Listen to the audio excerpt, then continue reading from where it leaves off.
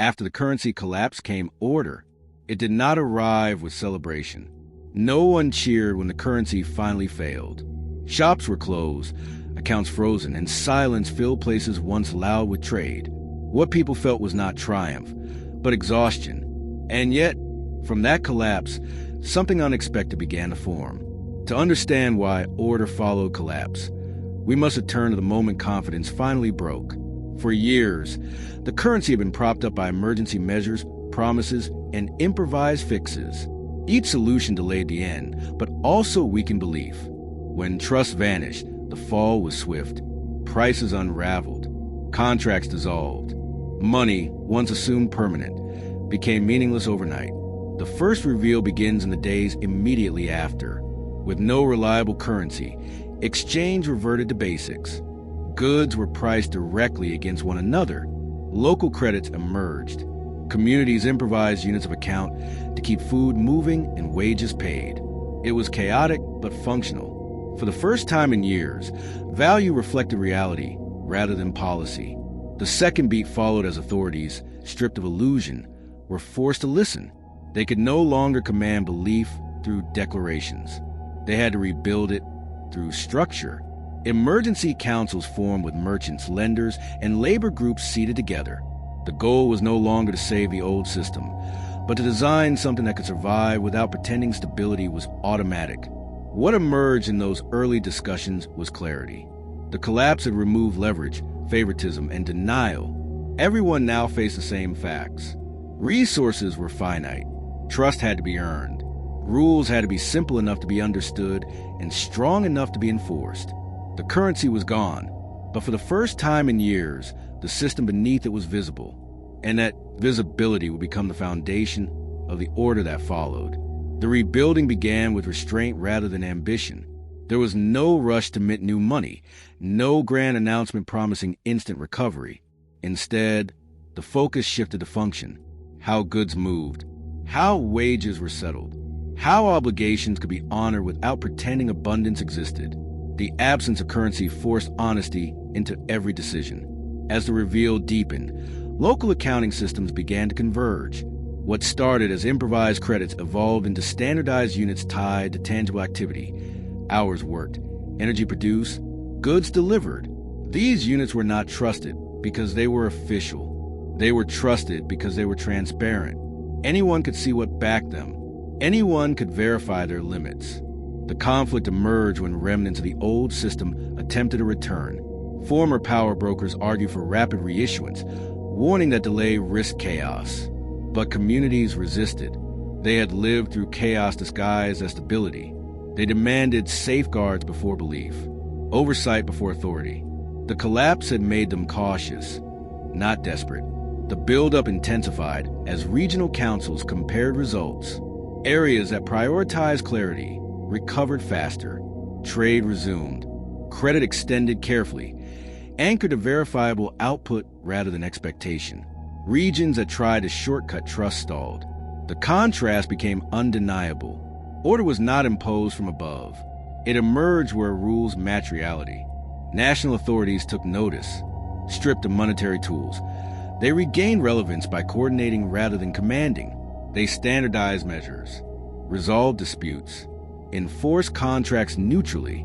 For the first time in years, governance focused on infrastructure instead of illusion. Power returned slowly, not through controlled currency, but through reliability. Markets responded in fragments. Prices stabilized. Long-term planning resumed cautiously. Investment returned where rules were consistent and understandable. The absence of a dominant currency no longer felt like a void.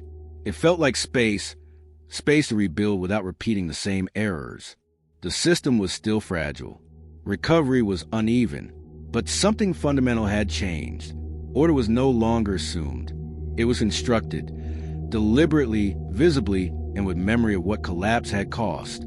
The real test came when growth returned, not in headlines or statistics, but in behavior. People began saving again. Businesses planned beyond the next cycle. Long-term contracts reappeared, cautious but deliberate. For the first time since the collapse, the future felt negotiable rather than imposed. The conflict sharpened as policymakers debated what form the new currency should take. Some argued for a return of familiar structures, believing legitimacy required continuity. Others warned that restoring old symbols would resurrect old habits. The memory of collapse was still raw. Trust had been rebuilt slowly, and no one wanted to gamble on speed. The buildup intensified when external partners sought clarity. Trade could not expand indefinitely on local units alone. Cross-border exchange demanded a common measure. Pressure mounted to formalize what had emerged organically. But this time, the process unfolded in public. Drafts circulated openly. Assumptions were challenged. Limits were written in before promises. What emerged was not a resurrection, but a redesign. The new currency was introduced with constraints embedded into its core. Issuance tied directly to measurable activity. Automatic breaks triggered by imbalance. Transparency baked into every layer.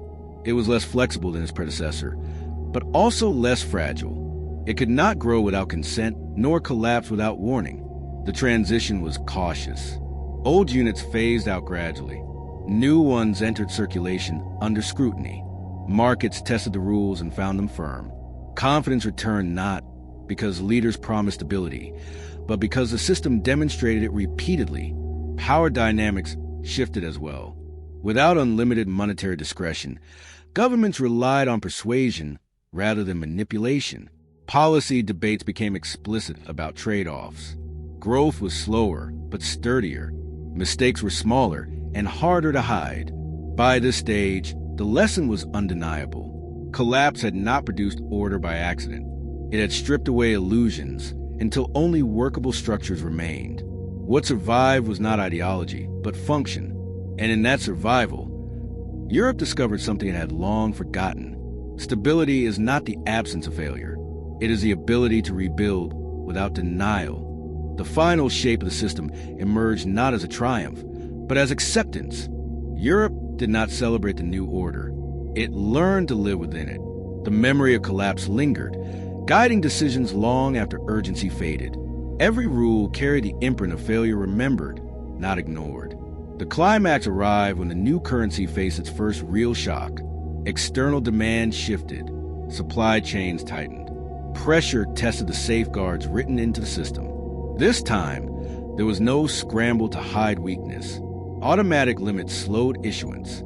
Adjustments triggered openly. Pain was felt but contained. The system bent without breaking. That moment mattered more than any announcement. It proved that restraint could coexist with resilience. That transparency could replace emergency improvisation. Confidence returned not because crises disappeared, but because responses no longer depended on denial. The resolution unfolded over years rather than months. Growth resumed unevenly but sustainably. Inequality narrowed where rules remained clear. Investment favored regions that respected limits rather than stretched them. The economy regained motion without forgetting the cost of excess. Stability became dynamic, not rigid. What followed was not perfection. Mistakes continued. Debates persisted. But something essential had changed.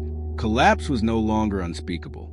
It was studied, prepared for, designed against. The system no longer relied on belief alone, but on mechanisms that acknowledged human behavior and political temptation. This final chapter left Europe with a quiet but enduring truth.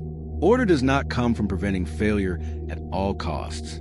It comes from building systems that can survive it without pretending it will never happen. After the currency collapsed, order followed. Not because collapse was desirable, but because it forced honesty where comfort had failed. So what do you think? Are we repeating the same mistake again? After the